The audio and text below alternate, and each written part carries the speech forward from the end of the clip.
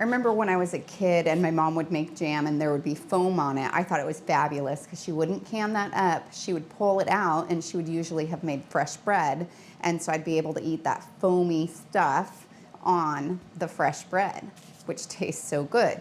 But when you're canning, you don't necessarily like that foam on the jam.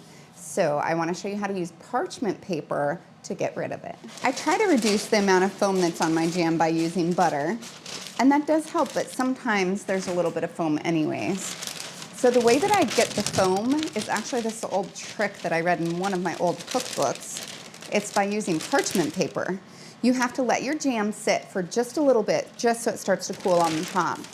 And then you take the parchment paper and try to make it go nice and flat all along the surface. Because if I was to skim this, I'm making strawberry rhubarb or strawberry mango jam today, and I would probably take all those big mango chunks out with it, and I don't want to do that. And I just kind of try to press and make sure that there's no air bubbles. And then when I pull up my parchment, all the foam sticks to it. There's a couple of chunks, but those are falling off too. So now, as you can see, nice, clear jam.